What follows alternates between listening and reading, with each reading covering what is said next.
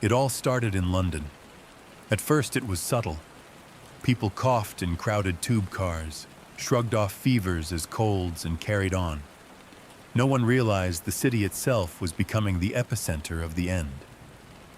News outlets mentioned an unusual respiratory illness in passing, buried beneath celebrity scandals and financial updates. No one understood that the clock had already started ticking. Within hours, the first deaths appeared, not publicized, not contained. Hospital staff fell sick while treating patients. Ambulances ran without drivers. Clinics locked their doors as entire neighborhoods became vectors. By the second day, infection rates spiked uncontrollably. The virus, or engineered pathogen, moved faster than any known disease, airborne in every climate, mutating in hours, resistant to medicines, unstoppable. The city imploded silently.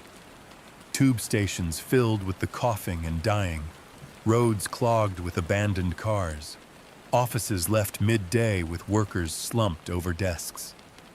Emergency services collapsed under the weight of impossible numbers. No government plan could stop it. By the third day, London was already a ghost. The Thames carried debris past empty bridges, boats drifting without crews. From London, the pathogen spread across Europe like wildfire. Paris, Berlin, Rome, and Madrid fell within days. Airports became tombs, airplanes stranded on runways with dead passengers frozen mid-flight. Trains stopped on bridges. Highways were choked with abandoned vehicles. Infected travelers carried the pathogen across continents. Within a week, Asia, Africa, and the Americas were engulfed. Tokyo fell, New York fell, Shanghai fell. Entire populations vanished almost overnight. The collapse was not only biological. Infrastructure failed at the speed of contagion. Power grids went down. Water purification systems ceased. Nuclear plants were left unattended, leaking radiation. Floodgates failed, releasing torrents into already abandoned cities. Forest fires ignited. Cities burned. Humanity's systems failed faster than anyone could intervene. I survived by chance. Isolated in the Scottish Highlands, far from London and the major cities, I watched the world die from a distance.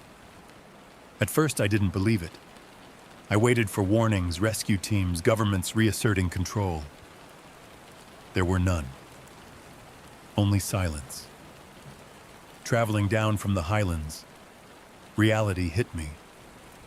Cities, towns, villages, empty.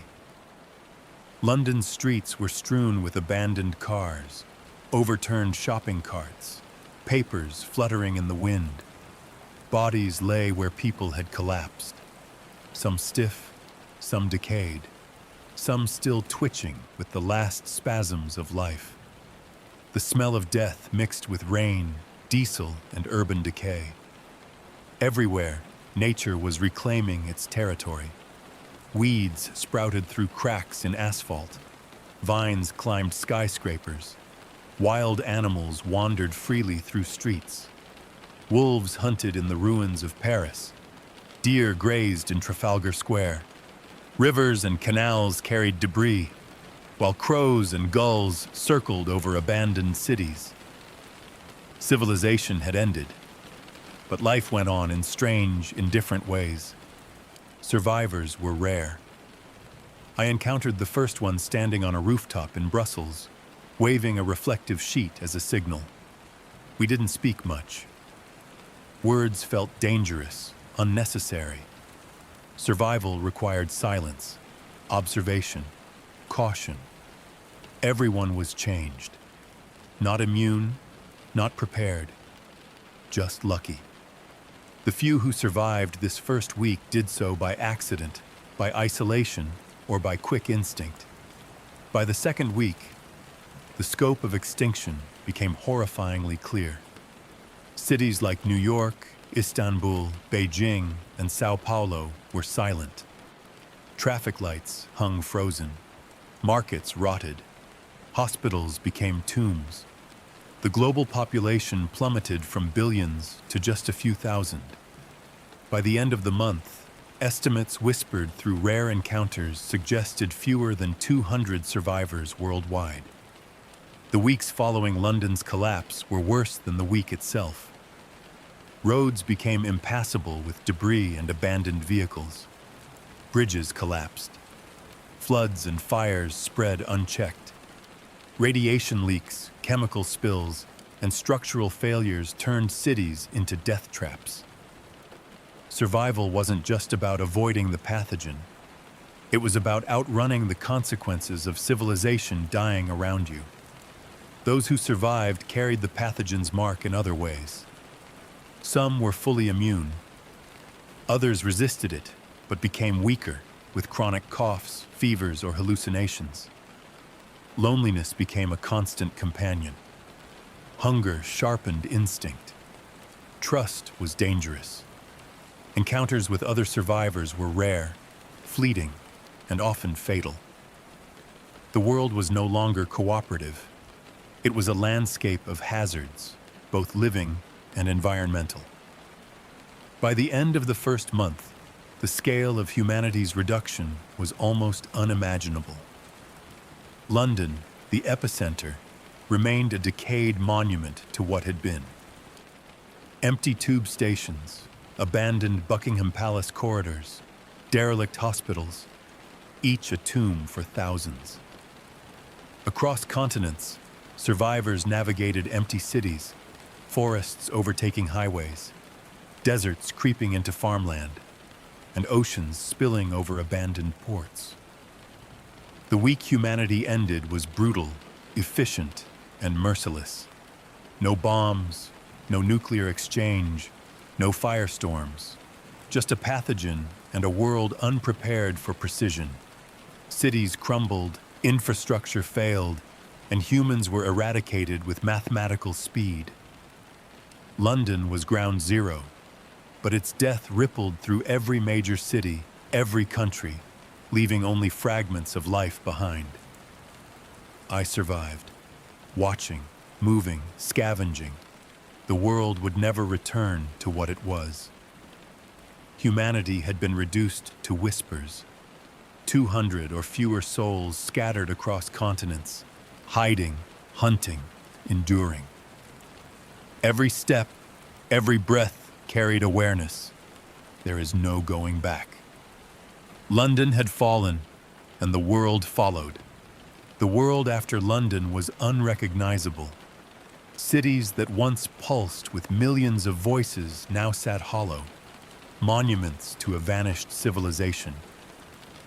Walking through New York, I felt as though the air itself had weight. Skyscrapers loomed overhead, glass facades shattered or blackened by fires that burned unchecked in the first days. Times Square, once a riot of color and noise, was gray and empty, screens dark, billboards peeling. The streets were littered with cars abandoned mid-drive, traffic lights swinging in the wind. There was no sound except the occasional wind rattling debris. In Paris, the Seine had turned into a river of detritus, carrying floating wreckage of homes, bicycles, and furniture. The Eiffel Tower rose above the city like a skeleton, stripped of the crowds that had filled its platforms for centuries. I walked down the Champs-Élysées, stepping over shattered glass and overturned cafe tables. A gust of wind scattered papers across the pavement. Menus, receipts, travel brochures, all meaningless now. Rome was quieter. Vespas lay toppled in narrow alleys, their engines cold and lifeless. St. Peter's Square was deserted, the Vatican gates closed. No guards, no priests, no tourists. I moved cautiously, aware that silence was both a blessing and a threat. Any sound could attract animals or other survivors. Both were dangerous in different ways. Traveling east, I saw the same patterns. Tokyo's Shibuya Crossing, once the world's most crowded intersection, was frozen in mid-step. Shattered screens glistened faintly from residual power before fading completely. Rivers in Bangkok ran thick with debris. Mumbai's streets were flooded from unchecked monsoons, sewage spilling into marketplaces. In every city, the same story played out. Humans gone, nature reclaiming, chaos uncontained. The absence of people was almost worse than the pathogen itself. No one warned, no one scavenged before me.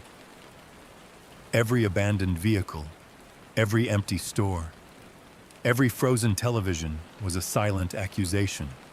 You survived, but everyone else did not. I scavenged what I could. Water bottles in collapsed shops, cans of food in apartments stripped clean but imperfectly, batteries, flashlights, maps. The streets offered what remained, but each step was risky. Rats had grown bold, hunting through the debris, sometimes following me for scraps. Wild dogs prowled in packs. The occasional wolf or fox had wandered from the forests, reclaiming terrain. Hunger and exhaustion made every encounter dangerous. Crossing cities became a ritual of caution. In Berlin, the Brandenburg Gate stood like a funeral monument. Streets were overgrown. Weeds burst through asphalt cracks. I moved from building to building, avoiding open roads, listening for signs of movement. Occasionally, I saw evidence of other survivors. Scraps of clothing, fires burned low, shelters hastily abandoned. But no one lingered. Contact was fleeting. Trust meant death. I passed through Moscow next, its red square empty except for drifting snow and scattered debris. The Kremlin towers loomed over streets stripped of life. Trains lay on frozen tracks, engines rusting, their last passengers long gone. The scale of the collapse became obvious. Civilization wasn't just dead, it was dismantling itself. Roads cracked, water pipes burst, power grids failed. Nature didn't wait for humans to catch up. Rivers flooded streets, forests crept into suburbs, and animals roamed without fear. Everywhere, the landscape was littered with reminders of haste and terror. In Istanbul, a ferry lay tilted against the shore, passengers gone.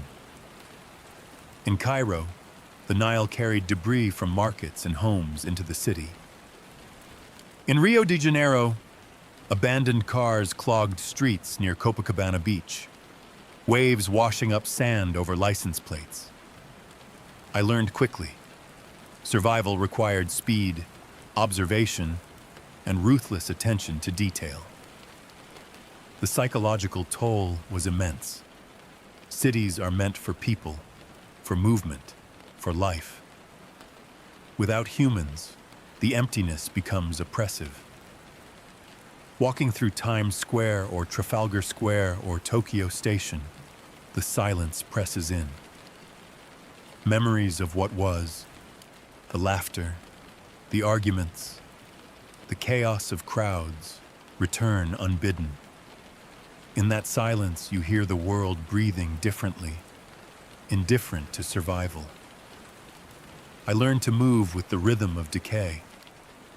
Avoid the streets when predators roam. Enter buildings only if structurally safe. Drink water only if it's purified or boiled. Eat only what won't kill you. Keep a mental map of hazards. Collapsed bridges, burned buildings, flooded streets. Avoid contact with any other survivors unless necessary. Humanity had become a threat, almost as dangerous as the disease that had killed billions. By the second month, the pattern was clear. Cities were death zones, except for scavenging opportunities. Nature advanced rapidly. Weeds, vines, and roots broke through roads and sidewalks. Animals repopulated areas that had been dominated by humans for centuries. Birds, foxes, deer, and wolves returned to territories they had abandoned. And I, one of the few survivors, moved through it all, watching and taking what I could. Occasionally, I found signs of life. A fire still smoldering in a building, footprints on a riverbank, a note left behind. But each sign came with caution. Survivors were not numerous. They were wary, silent, and often dangerous. Humanity had not gone extinct entirely, but the remnants were scattered, isolated, and fragile. 200 or fewer still existed across continents. The rest were gone, erased in a week of viral precision.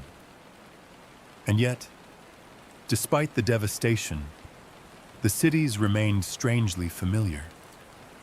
London, Paris, New York, Tokyo, they were monuments to memory. Places that had once teemed with life now reminded me of absence, of loss, and of the fragility of everything humans thought permanent. Moving through them was a lesson in survival. Preserve what you need, avoid unnecessary risk, and remember that the world no longer functions on human schedules. Survival in these ghost streets was relentless. Every decision carried weight: which building to enter, which route to take, whether to risk contact with other survivors, whether to cross open streets or detour through rubble. Mistakes were fatal.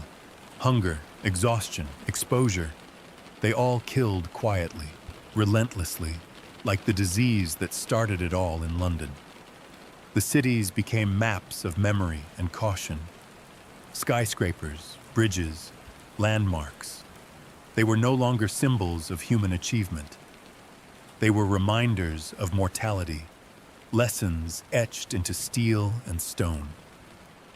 Walking through them, I realized that survival was not about thriving.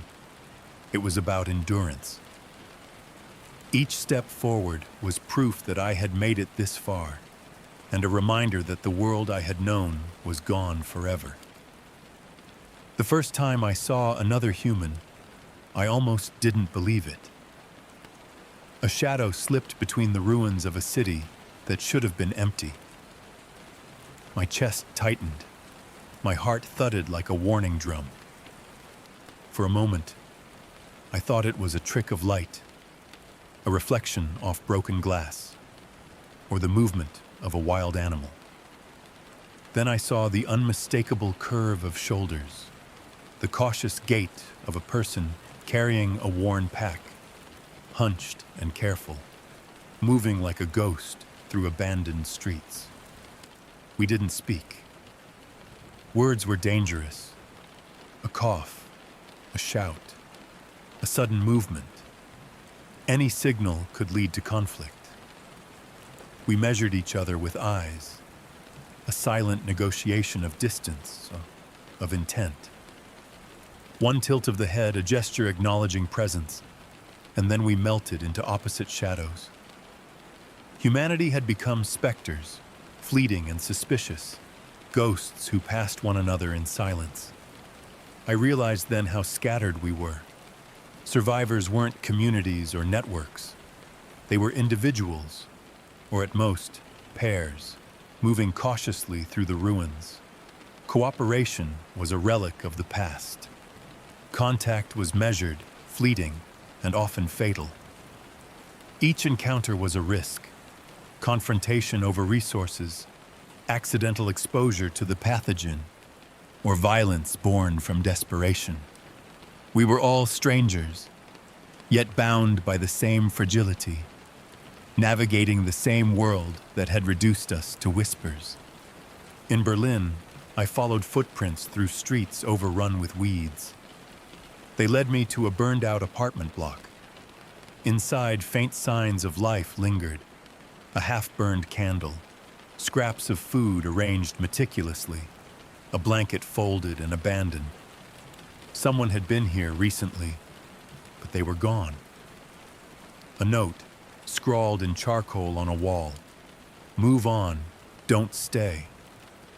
Survival demanded caution, and the warning carried the weight of months of fear. Moscow was equally eerie. Red Square lay blank under drifting snow.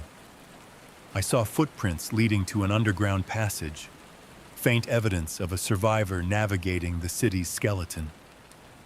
I followed cautiously, aware that a single misstep, a sound, a shadow, a misjudged corner could end me. The passage led nowhere. Signs of life existed, but people were ghosts, never lingering, always moving. Humanity had become a trace, a warning in every footprint and every abandoned fire. I began to notice patterns. Survivors moved fast, hunted cautiously, scavenged efficiently, and rarely lingered. They left subtle signs of their presence: overturned debris to mark a path, small fires to cook meals, or barely visible notes scrawled on walls. But these signs were warnings too, an unspoken rule: keep your distance. Any other human in these ruins was a hazard, as dangerous as disease, hunger, or predators. I remember a close encounter in Tokyo. I was crossing a deserted neighborhood when I caught a flicker of movement. Someone darting across a street, frozen mid-step as I froze too. We regarded each other silently for what felt like hours, heartbeats stretched into eternities. Then, without a word, we vanished in opposite directions, shadows swallowed by alleys.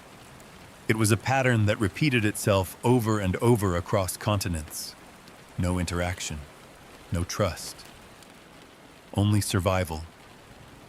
Isolation pressed in like a physical weight. Nights were oppressive.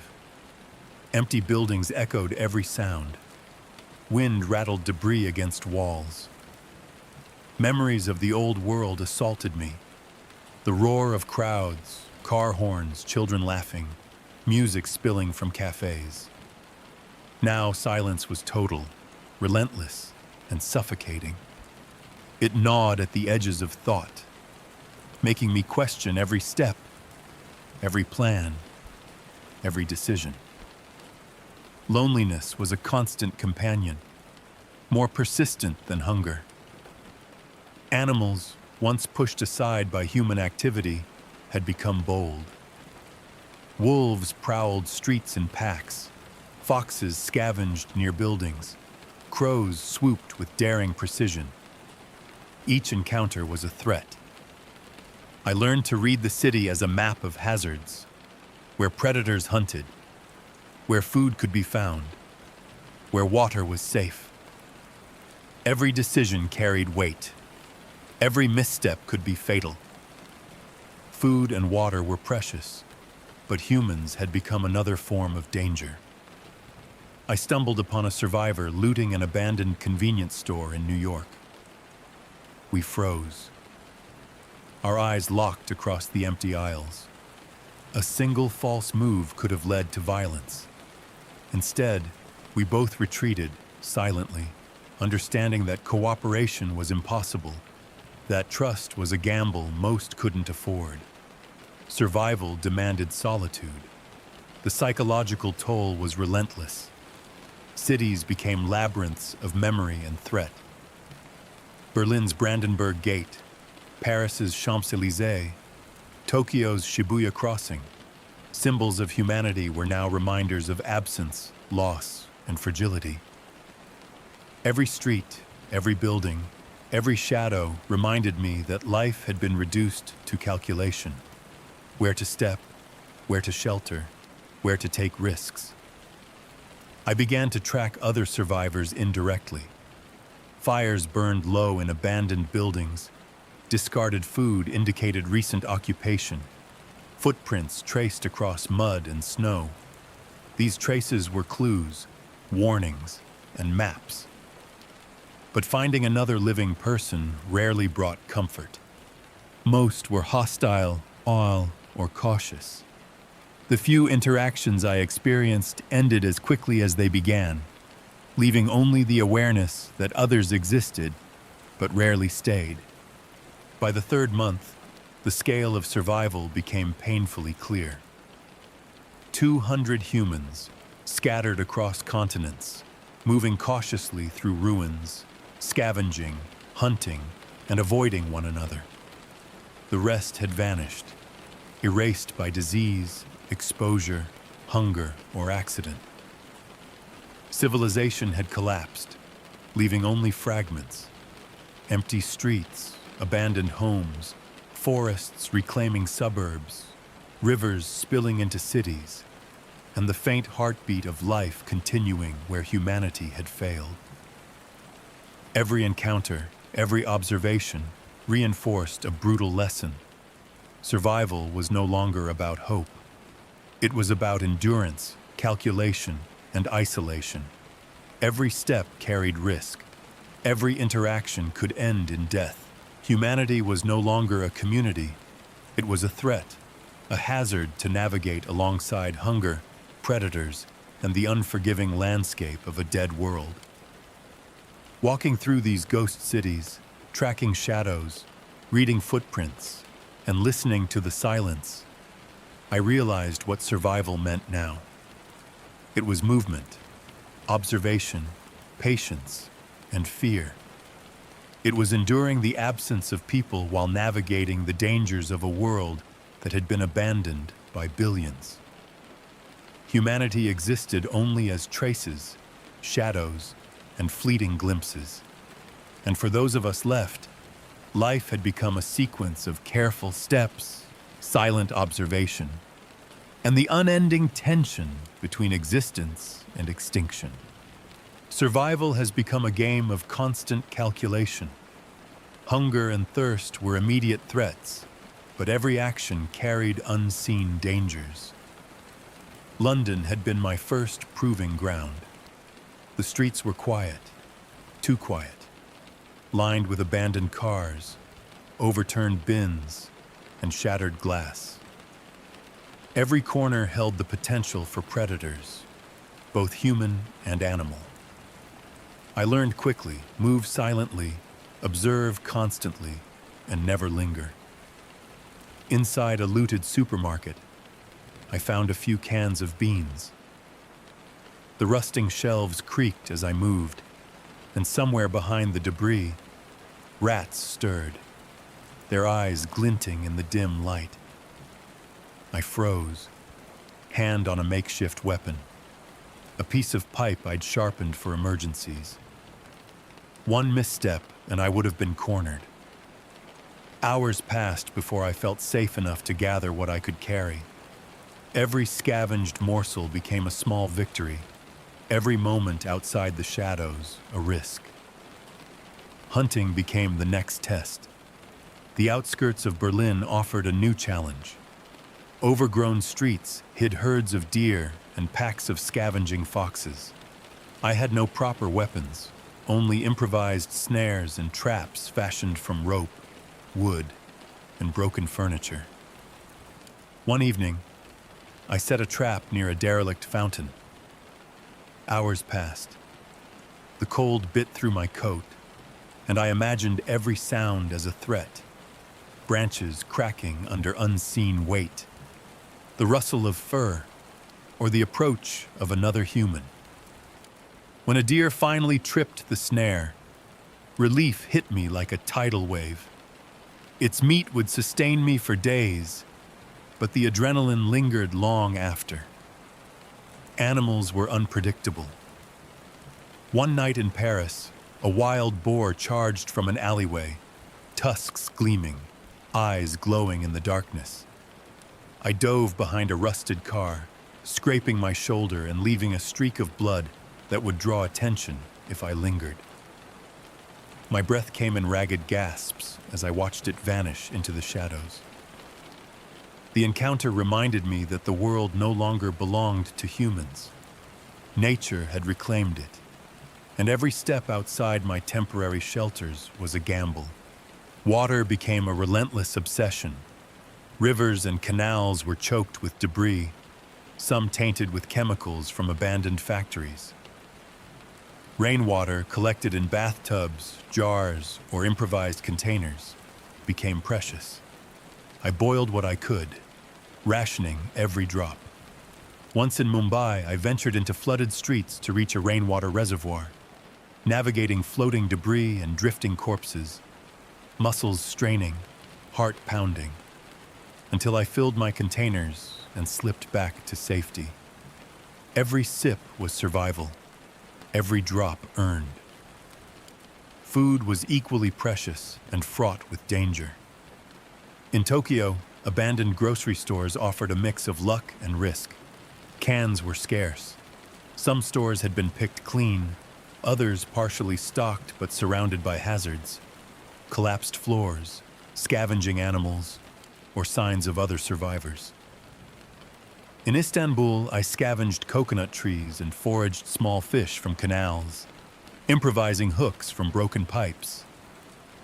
Every meal was a negotiation with danger, a balance between necessity and exposure. Shelter was never permanent.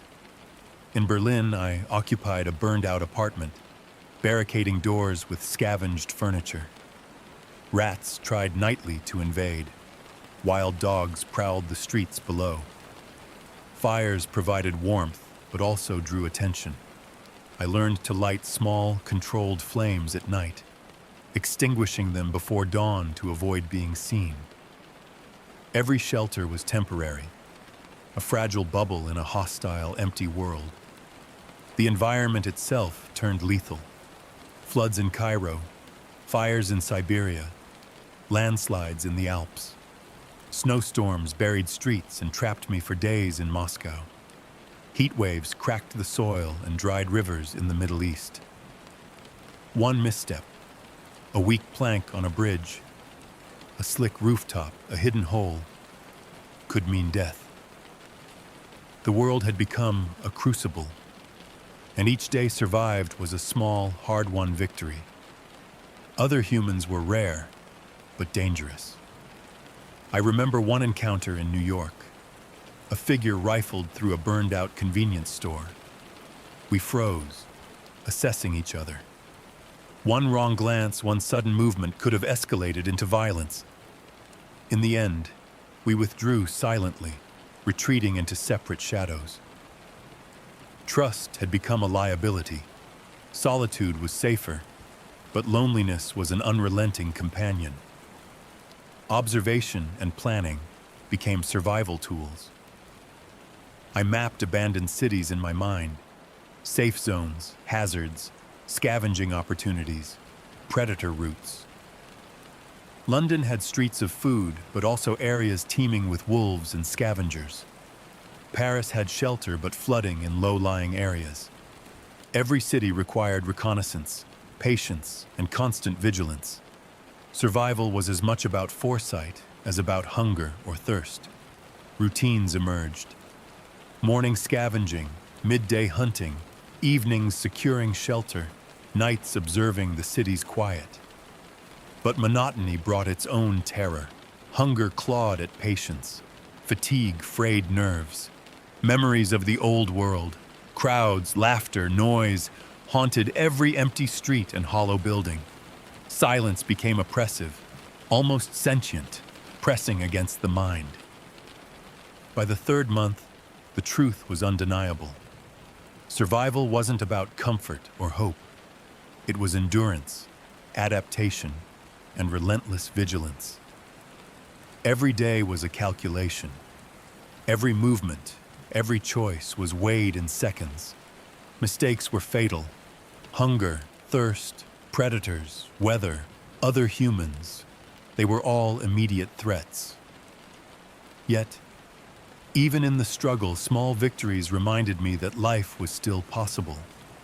One scavenged meal, one trapped deer, one safe night in a reinforced apartment became milestones, reminders that I could endure. Cities were classrooms, forests were allies, rivers were lifelines. Survival demanded everything: focus, creativity, and courage. And slowly, painfully, I adapted. The world had become a challenge with no rules, no mercy, and no audience. Life existed only for those who were willing to outwit nature, avoid humans, and endure the constant pressure of scarcity. Every step, every decision, was a confrontation with the fragile line between existence and extinction. And I was walking it, one careful, tense, exhilarating step at a time. The world was no longer ours. Cities, once monuments to human achievement, were surrendering to a different ruler: nature. In London, ivy snaked up skyscrapers, breaking through glass and concrete. Trees erupted from the cracks in streets, pushing asphalt aside like it had never been solid. I walked carefully, stepping over roots that had split sidewalks, listening to the groan of metal and glass under the pressure of growing wood. The silence was deafening, broken only by distant calls of birds, the rustle of unseen animals, or the occasional crash of a weakened structure giving way. Paris had become a jungle. The Seine, swollen with rainfall and debris, carried abandoned boats and floating furniture downstream.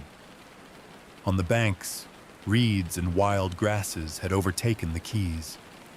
The Eiffel Tower, once glittering with tourists, now had vines crawling its steel frame, clinging like desperate fingers.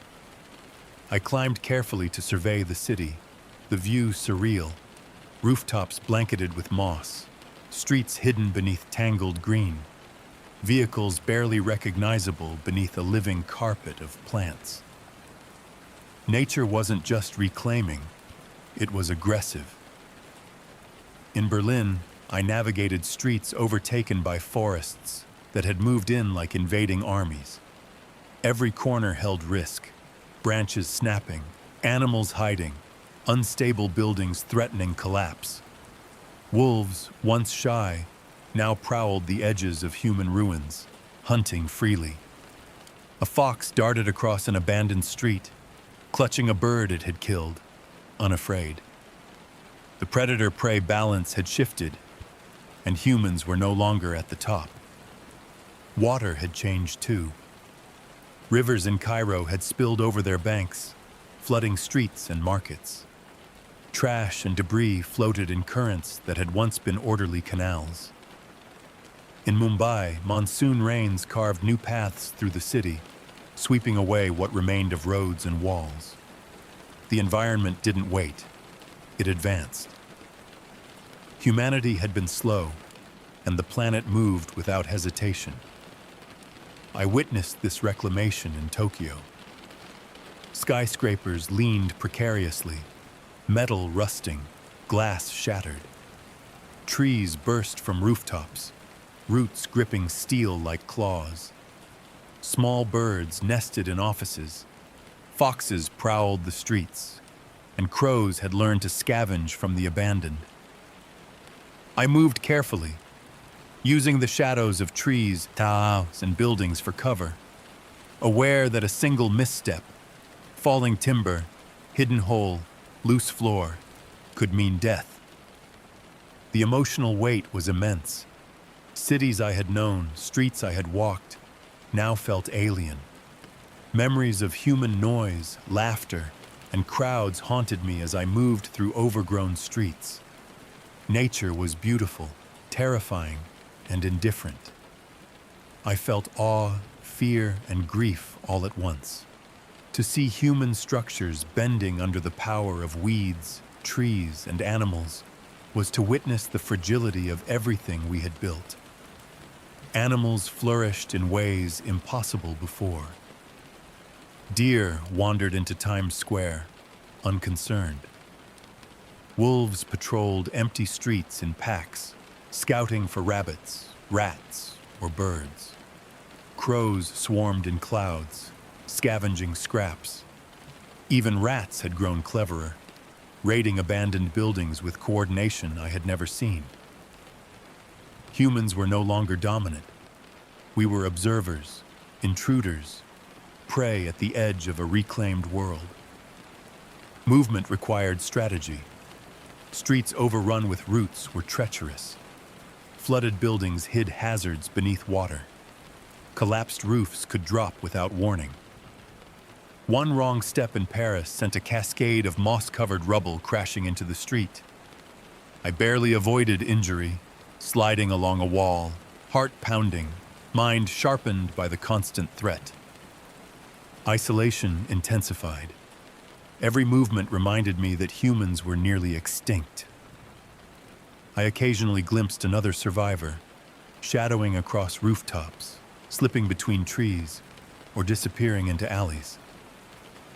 Each sighting was brief and tense, a reminder that contact was dangerous. Nature didn't just reclaim, it reshaped the rules of survival, and humans were reduced to whispers in a growing chorus of life. By the third month, it became a rhythm. Cities were maps of opportunity and danger. Flooded areas offered water and fish, but risked drowning or disease. Overgrown streets provided cover, but hid predators. Collapsed buildings gave shelter, but threatened collapse. Observing animals, reading the terrain, and predicting weather became essential. I had learned to adapt, to move with the patterns of the reclaimed world. Even the simplest tasks carried risk.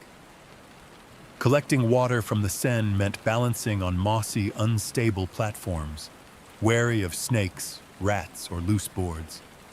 Gathering edible plants in Berlin required knowledge. Some were safe, some poisonous. Animals and the environment constantly tested vigilance. Hunger, thirst, and exposure were ever-present companions. Yet there was beauty, if bitter. In Rio de Janeiro, wildflowers erupted from abandoned apartments. Birds nested in hollowed-out vehicles.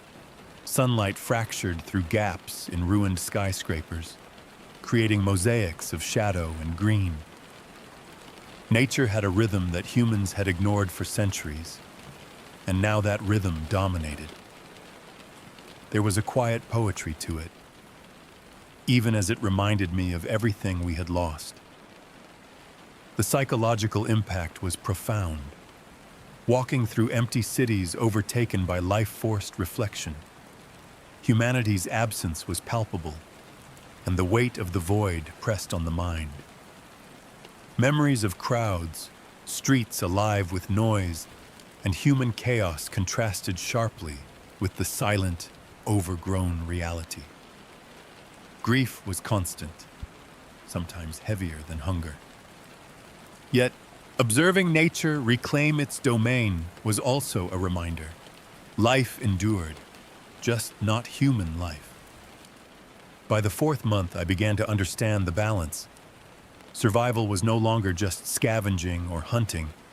It was navigating an environment that had adapted without us. Nature had returned to dominance. Humans were few, fragile, and fleeting. Animals, plants, rivers, and weather dictated the terms. To live, I had to move with it, respect it, and fear it. And so each day became a negotiation with the reclaimed world. I tracked paths where animals had passed, mapped flooded streets, and learned where plants provided sustenance. Cities became forests, streets became rivers, buildings became overgrown tombs or fragile shelters. Survival was no longer merely about humans, but about understanding the new balance of life, one where we were no longer masters. The world had shifted, and I, one of the few survivors, had to adapt or perish. Nature was no longer a backdrop. It was the dominant force, alive, aggressive, and indifferent. Every step through its reclaimed cities, every interaction with its creatures, and every decision about water, food, or shelter became a test. Survival demanded attention, courage and respect for the power that had outlasted humanity. And I endured. One careful step at a time, observing, learning, surviving in a world where nature had returned, and humanity had been reduced to ghosts, shadows, and memory. Humans were rarer than the animals now roaming the cities, but far more dangerous. Nature had reclaimed streets, rivers, and buildings, but other survivors carried a threat that was constant, unpredictable, and often lethal. Hunger, desperation, and fear had stripped them of civility. Every shadow could hide someone watching, waiting, judging whether you were a threat or a meal. I first felt it in the ruins of New York.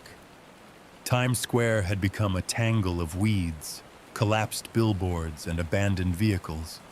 The once celebrated digital screens were shattered, flickering remnants of a world gone. I moved through the streets, careful, scanning for signs of food or water, when I noticed movement atop a crumbling building. Two figures crouched behind debris, watching, silent. Their eyes, glinting in the shadows, tracked me. My chest tightened. I froze. Every instinct screamed, "Do not engage." We stayed in that tense standoff for what felt like hours. I crouched low behind a car, observing them as much as they observed me. Hunger was etched into their bodies, desperation into their movements. They weren't like me, cautious, patient, calculating, but impulsive, driven by the immediacy of survival. One wrong step from either side could have ended in violence. Eventually, we drifted apart silently, shadows separating in opposite directions. It was a warning. Other humans were unpredictable predators. Encounters like this became patterns. In Cairo, a survivor emerged from the flooded streets, carrying a makeshift spear. We exchanged no words. I moved carefully around their path, keeping to the shadows. Each encounter reinforced the rule. Humans were a danger as constant as hunger, as lethal as exposure. Sometimes they avoided you, sometimes they hunted you. I never knew which until it was too late. Even distant traces carried weight. Footprints in the mud, fires burning low, discarded cans. They all spoke. Humans left warnings, traps, or claims on resources. In Berlin, I followed a trail of footprints toward an abandoned apartment block. The moment I entered, I realized the space was booby-trapped. Sharp shards of glass, loose boards rigged to collapse, a metal bar leaning precariously above the door. Someone had been here recently, defending what they had.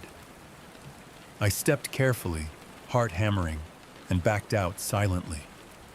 Survival required not just skill, but intuition, imagination, and a constant reading of danger. Scarcity magnified every threat.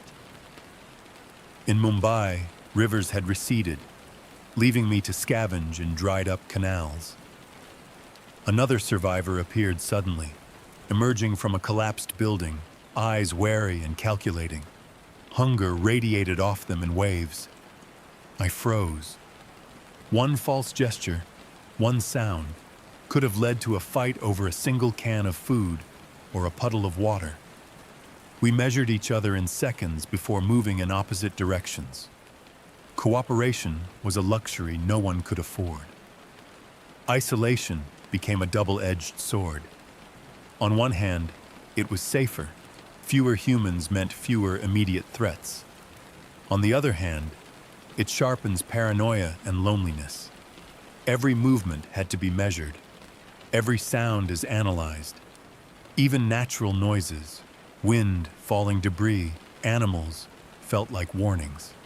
In Tokyo, a crow cawed from atop a twisted streetlight, and I flinched, thinking it might signal someone hidden nearby. fear became a constant companion, sharpened to a fine edge by every encounter. I learned quickly to avoid open areas. Streets became traps. Rooftops offered vantage points but also exposure. Alleys could hide food or danger. Every scavenged building, every abandoned vehicle had to be inspected meticulously. In Paris, I crawled through a collapsed theater to gather supplies, the floor groaning under my weight. At any moment, someone could have been inside. Another shadow in the dark. Another threat to life. Violence, when it happened, was swift. In Rio de Janeiro, I stumbled upon a survivor attacking another over a handful of canned food. I ducked into a side street, holding my breath, listening to shouts and the sickening thud of blows. By the time I dared to move forward, both were gone, leaving only the echoes of desperation and hunger. It was a lesson that echoed in every abandoned city. Survival demanded caution, detachment, and ruthlessness if necessary. Yet, there were moments of fragile understanding. In Istanbul, I watched another survivor struggling to carry water across flooded streets. I didn't approach, didn't signal, but for a moment, I felt recognition.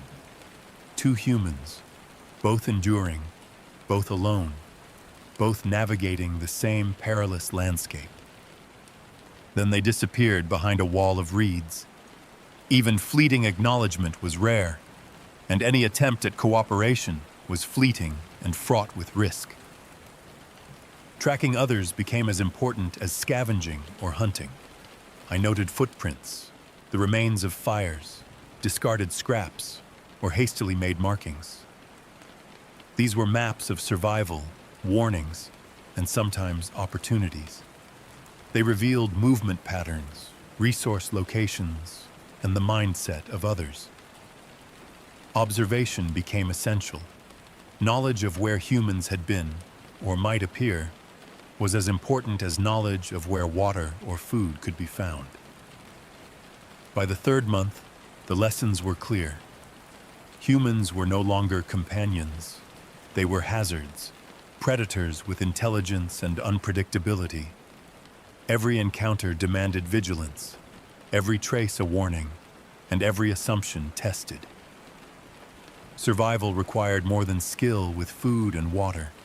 It demanded foresight, patience, and an understanding of human behavior stripped to its barest, most desperate form. Even in extreme caution, luck played a role. I once narrowly avoided a survivor lying in wait atop a collapsed building in Moscow, a makeshift spear poised for whoever approached. I hadn't seen them until it was almost too late. My heart pounded, muscles tensed, and I retreated silently, reminding myself that every decision in this world could mean life or death. The psychological toll was immense. Fear sharpened instincts but frayed nerves. Loneliness gnawed at reason. Hunger clouded judgment. Every shadow, every sound, every distant movement became a potential threat. The world was no longer structured, predictable, or safe. Humans had become one more force to navigate, one more predator in a planet that had already turned against the species. And yet, survival persisted. I scavenged, hunted, observed, and adapted. Each encounter with another survivor reinforced a brutal truth. Trust was scarce, every resource counted, and every movement demanded calculation. Humanity existed only in fragments, shadows, footprints, brief sightings.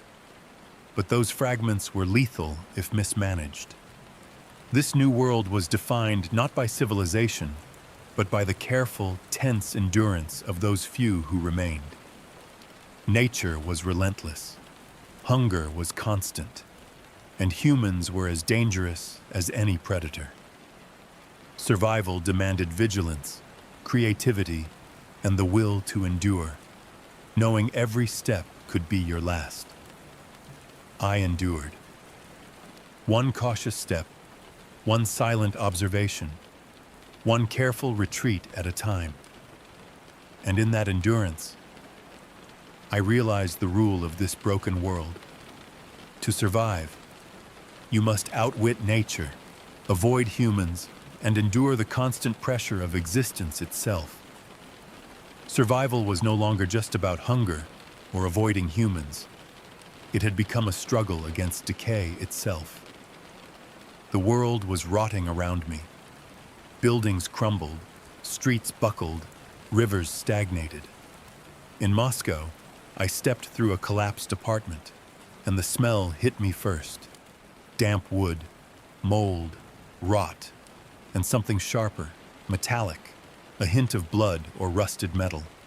It clung to everything, air, clothes, hair, and reminded me that life was fragile and death always close.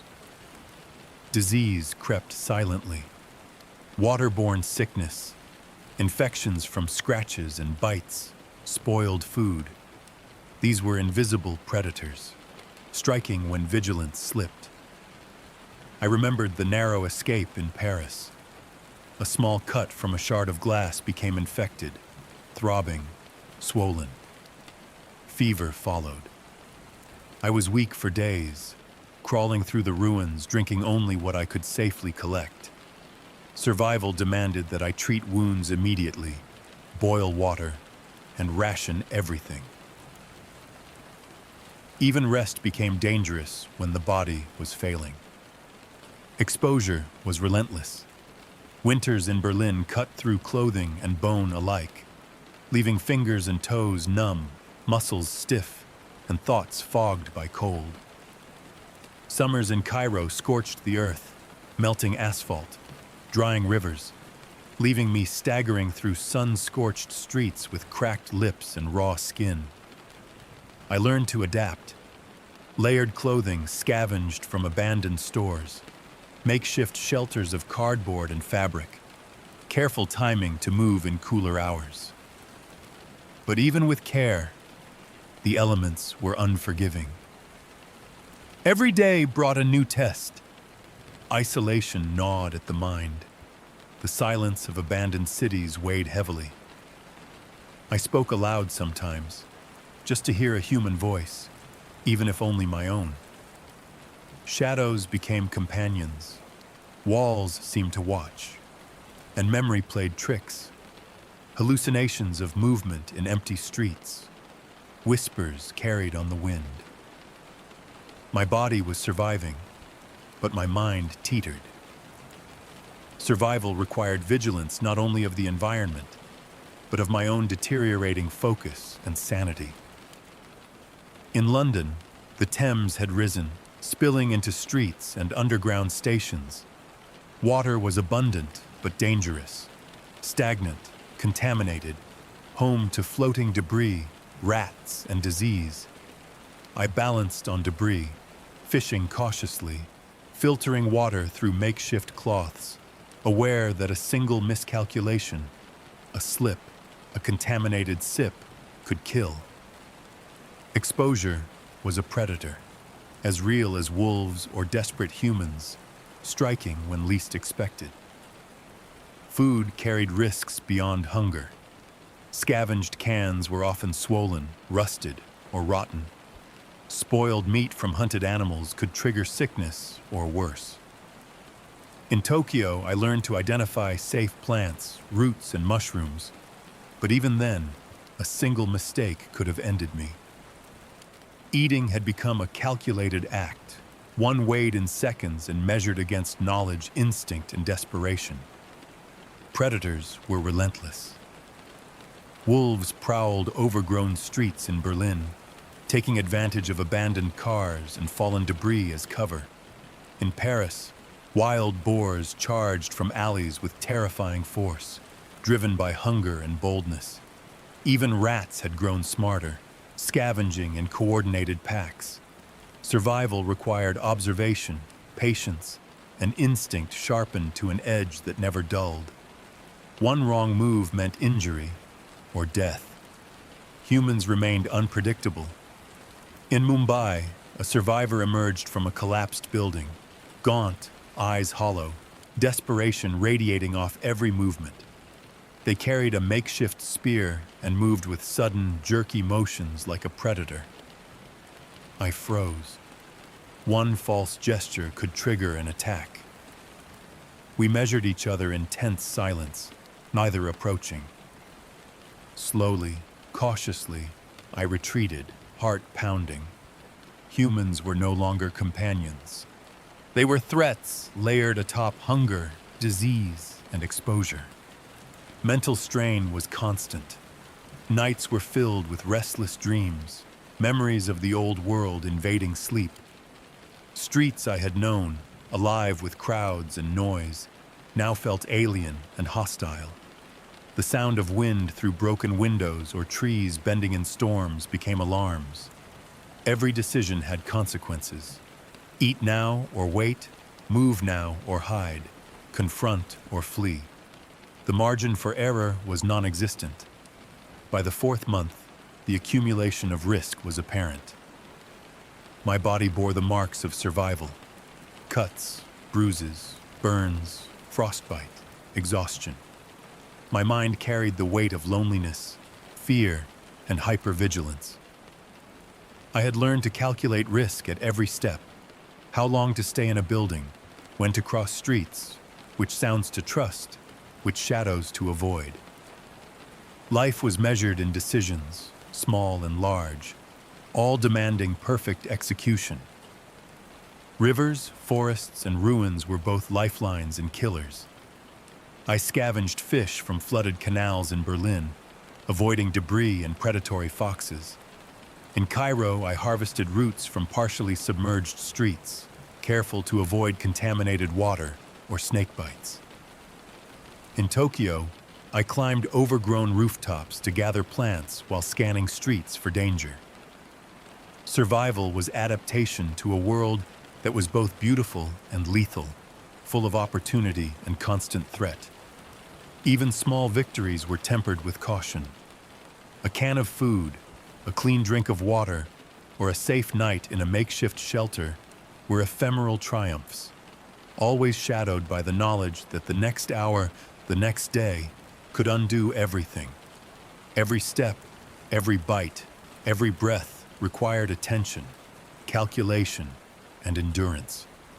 Disease, exposure, hunger, predators, humans, these were the constant pressures shaping every moment. Survival demanded skill, observation, and psychological endurance. It required learning from mistakes, anticipating danger, and respecting the unforgiving environment. Mistakes were fatal, indulgence impossible. And yet, I endured. Despite every wound, every close call, every sleepless night, I adapted. One careful action at a time, one calculated risk at a time, I learned to survive in a world stripped of civilization. Life had become fragile, relentless, and raw. But for those who could endure, it still existed. I moved through the ruins of the world, aware that decay was everywhere, in buildings, in streets, in water, and in my own body. And in that awareness, I found a strange clarity. Survival was no longer about the past, no longer about what humans had lost. It was about the present. Every decision, every breath, every step, every heartbeat against a world that had grown wild, indifferent, and lethal. By the 5th month, survival had become rhythm. Each day was measured, scavenging, hunting, observing, avoiding humans, and retreating from predators. But the relentless pressure of hunger, disease, and exposure demanded more than instinct. It demanded strategy. I had to find ways to endure for weeks, months, perhaps even a year, and that meant creating small, fragile sanctuaries. London offered possibilities. Empty apartment blocks, once bustling with life, now provided shelter if approached carefully. I reinforced doors with scavenged wood and metal, patched broken windows with tarps and cloth, and cleared the floors of debris and rats. Every shelter became a test of foresight. I learned to anticipate weak points, to barricade against wildlife, and to create hidden exits in case humans or predators approached. My sanctuary was temporary but functional, a bubble of safety amid chaos. Water remained the most precious resource. In Berlin, I learned to collect rainwater from rooftops, filtering it through cloth and boiling when possible. Rivers and canals were dangerous. Flooded streets carried debris, predators, and disease. But small streams and rain pools could sustain life if handled carefully. Each container, each drop became part of a delicate balance. Mismanagement meant illness or death. The food was the same. Hunting became more sophisticated. I set traps for rabbits and foxes, learned the best spots for fish, and identified edible plants with precision. Each kill's amount required skill and patience, and no catch was guaranteed. Scavenging in abandoned cities offered temporary bounty but carried risk. Falling debris, unstable floors, and other survivors. Every meal was a negotiation with chance, an exercise in calculation, and a momentary triumph against a harsh world. Observation and routine became essential. I learned to map cities in my mind, marking safe paths, dangerous areas, predator activity, and potential resources. Tokyo's overgrown streets became familiar terrain, the shadows and debris predictable after weeks of careful study. I moved deliberately, balancing risk with necessity, knowing that a single mistake could undo weeks of careful preparation. Predators were constant. Wolves patrolled forests, reclaiming Berlin's streets. Foxes prowled alleyways, and birds scavenged with relentless efficiency. I learned to anticipate animal behavior, avoid areas where they hunted, use noise and movement to distract them, and exploit their patterns to survive. Survival required blending into the environment, becoming part of the reclaimed city, invisible and cautious. Humans remained the most unpredictable threat. Encounters were rare, but each held deadly potential. I tracked footprints, fire remnants, and discarded items to anticipate movement. When another survivor appeared, I observed from a distance, assessing intent before deciding whether to flee, hide, or retreat. Cooperation was tempting but dangerous. Trust could kill. Isolation had changed me. I spoke aloud to break silence, to keep fear at bay. Shadows became companions, my mind sharpening and distorting with constant vigilance. Sleep was measured, light, wary, one ear tuned to every sound. The loneliness pressed like a physical weight, but it also honed survival instincts. I had become attuned to the world in ways impossible in the old life. The rhythm of wind, the subtle signals of predator movement, the faintest scent of water or food.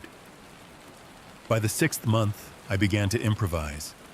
I reinforced rooftops with debris to create lookout points, gathered supplies in hidden caches, and dug small trenches for water collection and rain runoff. Each adaptation was temporary, fragile, yet effective. The world had no mercy, but ingenuity became a shield.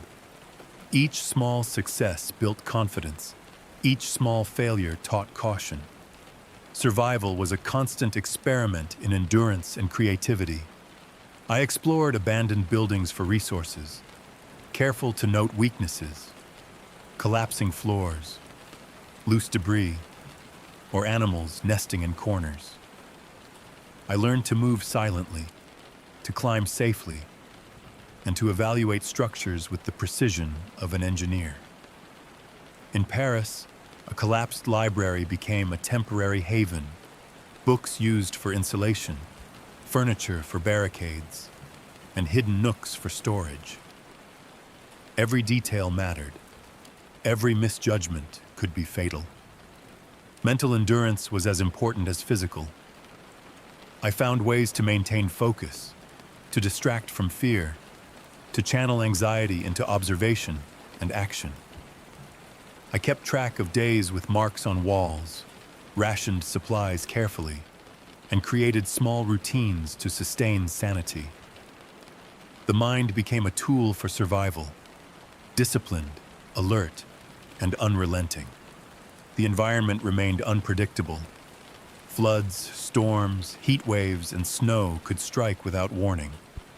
In Istanbul, heavy rains turned streets into rivers overnight, sweeping away makeshift shelters and food caches. In Siberia, snowstorms buried paths, leaving me trapped in abandoned buildings for days. Survival demanded adaptation, flexibility, and resilience. Each day brought new challenges, and each challenge required careful planning and swift execution. By the 7th month, I had built multiple semi-permanent shelters, each with caches of food, water, and tools. Each was hidden, fortified, and designed to be abandoned quickly if necessary. They became my lifelines, each one a fragile oasis amid chaos. I moved between them, rotating for safety and avoiding patterns that might attract predators or humans. The world outside remained harsh and indifferent. Animals roamed freely. Humans were unpredictable and dangerous. Disease and exposure threatened constantly. Hunger and thirst were relentless. Yet, within these small sanctuaries, I found control, however temporary. I learned to respect the environment, to anticipate threats, and to endure in ways that would have been impossible before. And through it all, I survived. One careful adaptation at a time, one calculated risk, one measured action. The sanctuaries were fragile, temporary, and imperfect. But they were proof that life could persist. They were symbols of resilience in a world dominated by decay, danger, and the absence of humanity. In this broken world, survival was a skill, a mindset, and a relentless pursuit. The sanctuaries I built were not comfort. They were shields, tools, and footholds in an unyielding landscape. And as I moved from one to another, I understood the truth. Endurance was life, creativity was survival, and adaptation was the only path forward. The sanctuaries I had built felt like fragile victories, temporary islands of safety in a world gone wild. But safety was an illusion. The world had no rules, no mercy, and no warning. One morning in Berlin, I awoke to the smell of smoke and a distant low roar. My sanctuary, reinforced with scavenged wood and metal, trembled beneath the force of wind and fire. The forest surrounding the city had come alive. Flames spread across abandoned streets, leaping between buildings, feeding on dry leaves, debris, and the remnants of human civilization. I grabbed my essential supplies, water, food, tools, and prepared to move. But the fire moved faster than I anticipated. Smoke filled the air, thick and choking. Every breath burned my lungs. Visibility dropped to near zero, and I stumbled through streets, navigating by instinct alone. The sanctuary that had protected me for months was being consumed. Every structure, every barricade, every cache of supplies was at risk. I could hear the crackle of flames as they licked rooftops, ignited furniture, and turned familiar alleys into corridors of fire. predators sensed the chaos. Wolves emerged from the forest, driven into urban areas by the blaze. I watched from the shadows as they hunted in calculated packs, eyes glowing, ears pinned, moving with lethal precision. One misstep, one rustle of debris, and I would have been their prey. Even animals were survivors, responding to danger with instinct sharpened by months of deprivation. Humans were equally dangerous, if not more so. The chaos drew desperate survivors from surrounding ruins. I spotted them on rooftops, in alleys, armed with makeshift weapons, eyes wide with fear and aggression. Hunger and desperation made them unpredictable. Some were scavengers hoping to snatch what I had left behind. Others were hunters of humans, testing boundaries, seizing opportunity in the breakdown of everything familiar. I moved silently, keeping my presence hidden, understanding that one misjudged step could be fatal. The fire forced improvisation. I climbed broken staircases, balanced on weakened beams, and crawled through partially collapsed buildings to avoid direct confrontation with predators and desperate humans. Smoke burned my eyes, lungs, and throat, but staying still was death. I improvised masks from cloth, covered my head and hands, and used water to dampen my clothes, reducing the chance of catching fire. Every action was calculated, and each mistake carried consequences. Water became critical. Fires drained what little I had, and smoke made rainwater collection hazardous. I scavenged puddles, filtered and boiled what I could, knowing that one contaminated sip could weaken me to the point of collapse. Hunger gnawed relentlessly, but I could not risk foraging openly. Flames and predators left no safe areas. Every meal, every drink was measured, rationed, and precious. Mental strain intensified. The roar of flames, the cries of distant animals, the occasional shout of other survivors, it all pressed on my mind. Panic threatened, but I forced focus, relying on routines I had built over months. Observation became vital. Watching the movement of smoke to anticipate fire spread, scanning rooftops for humans, listening for animal predators. The chaos tested every skill I had honed, and failure was a constant threat. At one point, the fire approached a building where I had stored food. I had to decide: risk exposure to retrieve the supplies, or abandon them and accept hunger. Instinct and necessity won. I moved carefully, using debris as cover, timing each step between flames and falling timber. My heart pounded, lungs burned, but I reached the cache, grabbing what I could carry. Every item saved felt like a triumph, but also a reminder of fragility. Nothing could be taken for granted. The night brought no relief. Fires continued to spread, smoke hung heavy, and predators adapted to the chaos. Wolves and foxosses moved through streets, scavenging, hunting, and avoiding flames. Rats were everywhere, searching for food in overturned debris. Even birds carried danger, swooping aggressively if provoked. I slept only briefly, curled in a hidden nook, ears tuned to every sound, ready to flee at a moment's notice. Human encounters escalated. In the chaos, another survivor approached, desperate, wielding a makeshift spear. Their eyes locked on me for a tense moment. Hunger, fear, and desperation radiated from them. I froze, assessing. There was no time for negotiation. I retreated silently, weaving through alleys and collapsed streets, avoiding confrontation while remaining aware that any misstep could provoke violence. Survival demanded invisibility, patience, and rapid adaptation. By morning, the landscape had shifted completely. Streets were blackened, debris smoldered, and familiar routes were blocked or destroyed. The sanctuary was gone, reduced to ashes and twisted metal. The city felt alien, reshaped by fire, smoke, and collapse. Nature and humans alike had reminded me that nothing was permanent. Every refuge, every safety net was temporary. Adaptation was the only constant, and vigilance the only guarantee. I moved cautiously, seeking a new shelter. Ruined buildings, overgrown streets, and abandoned subway tunnels offered possibilities. Water sources were critical, food scarce.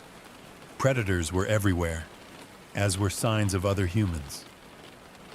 Each step was a calculation, each pause a survival tactic. The chaos forced creativity, new hiding spots, safer routes, improvised tools, and cautious observation. Every day was a test of endurance, intelligence, and willpower. In the aftermath, I realized the full scale of danger. Survival was no longer linear. Shelters could vanish overnight. Humans were unpredictable and deadly. Predators adapted to urban chaos. Nature itself could be an enemy. Fire, flood, and decay reshaping everything without warning. Every day demanded skill, alertness, and courage. Success was temporary, and failure meant death. Yet, even amid destruction, I endured. Every step, every breath, every cautious movement became an affirmation of resilience. Fire had destroyed what I had built, but it could not destroy my knowledge, instincts, or determination. Adaptation was ongoing, unrelenting, and necessary. The world had shifted, and I had to move with it. Survival required ingenuity, courage, and the understanding that everything could be lost in an instant, and that nothing was ever permanent. The world had changed beyond recognition.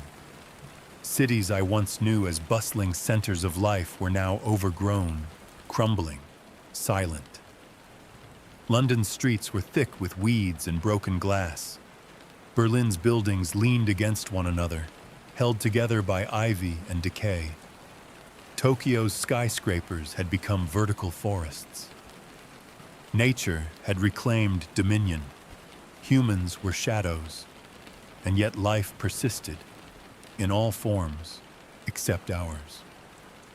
I had endured months of hunger, thirst, disease, exposure, predators, fire, floods, and the ever-present threat of other humans had shaped me into someone I barely recognized.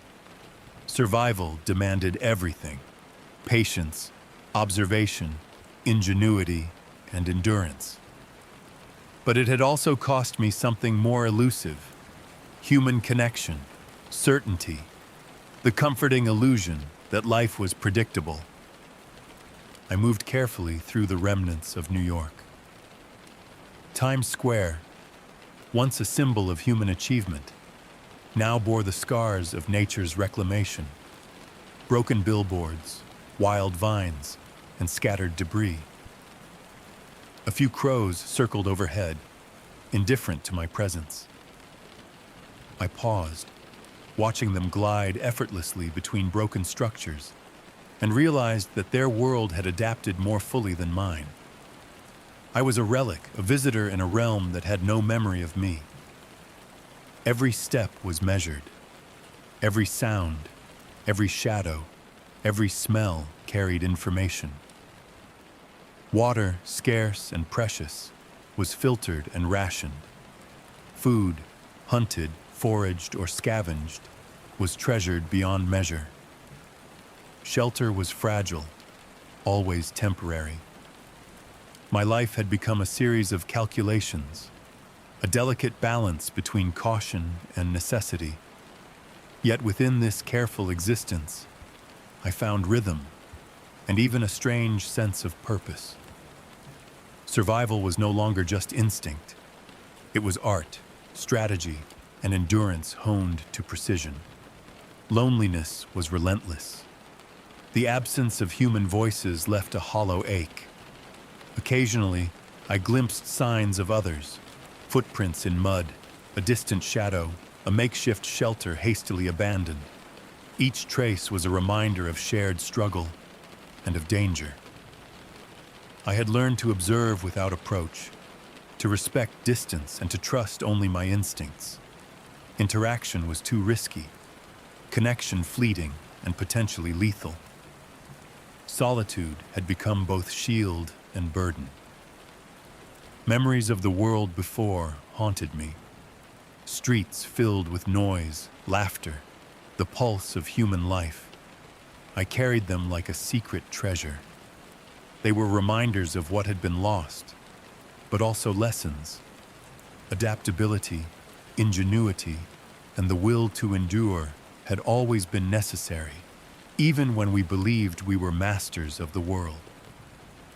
Now, stripped of abundance and safety, those qualities had become life itself. Nature, once background, was now the protagonist. Rivers surged unpredictably, forests swallowed streets, animals claimed territory humans had abandoned. Wolves prowled abandoned blocks, deer roamed highways, foxes scavenged with bold intelligence. Every encounter demanded caution. I learned to anticipate behavior, to move silently, to integrate with the rhythms of this reclaimed world. To survive was to become part of it, not as a master, but as a patient observer. Yet humans were never gone entirely. Desperation shaped those rare encounters. I had watched other survivors, gaunt, armed, eyes wide with fear and calculation, navigate the same dangers I did. Hunger and scarcity had stripped them of civility. Trust was rare, fleeting, and often deadly. I had retreated, avoided, and observed, learning that the most dangerous predators were not the wolves or foxes, but other humans desperate enough to risk everything. Time had shifted. Days blurred together, marked not by calendars or clocks, but by the slow rotation of the sun, the rise and fall of temperature, and the cycles of survival. I measured life in water collected, food caught, shelter secured, and dangers avoided. My body was scarred, my mind sharpened, and my senses attuned to every movement, sound, and scent. I had become a product of this new world, vigilant, adaptive, enduring. Hope, however fragile, persisted. It was not hope of reunion, of restoring what was lost, or of reclaiming civilization. It was the simple, stubborn hope of existence. One more day, one more meal, one more step. It was the knowledge that life, even in its most reduced and isolated form, could continue. The human spirit, though battered, endured as long as the body could move, as long as the mind could calculate and adapt. I found small moments of peace in observation. Watching the sun rise over an abandoned skyline, seeing animals navigate streets with surprising intelligence, hearing the wind ripple through the broken remnants of humanity. These were reminders that life persisted, even when it was no longer recognizable as human. Survival had become an act of quiet reverence, a negotiation with forces far larger than myself. I knew the fragility of it all. A sudden storm, an aggressive predator, a mistake in judgment, any of these could end my existence. But the awareness of mortality sharpened each action. Each breath was measured, each step deliberate. Survival demanded attention, courage, and humility. It demanded respect for the world as it had become, not as it had been. And in this awareness, I understood a truth. Humanity, as it had existed, was gone. But life endured. Nature thrived. Predators hunted. The planet adapted. And among these forces, the few of us who remained were reduced to careful, vigilant observers, creatures of endurance, calculating every moment, existing on the edge between life and oblivion. I walked through ruins that had once been monuments to human ambition. I scavenged food, collected water, and fortified temporary shelters. I watched predators and other survivors alike, measured every risk, and adapted constantly. And though every day was a battle, though the world had become indifferent, relentless, and often deadly, I endured. Survival was not heroism. It was not triumph. It was endurance, quiet, relentless, and absolute. It was the understanding that life, in its rawest form, was a gift to be negotiated, preserved, and respected. The sanctuaries, the routines, the observations, the decisions, all were part of a life reduced to its essence, existence itself. And so I moved forward, one careful step at a time, through cities reclaimed by nature, through streets haunted by absence, through a world where humans were ghosts, and survival was the only truth. Endurance was life, vigilance was survival, and in that fragile balance, I found the faintest, most stubborn trace of hope, that even in the ruins, existence persisted, and as long as I could move, breathe, and think, I would endure.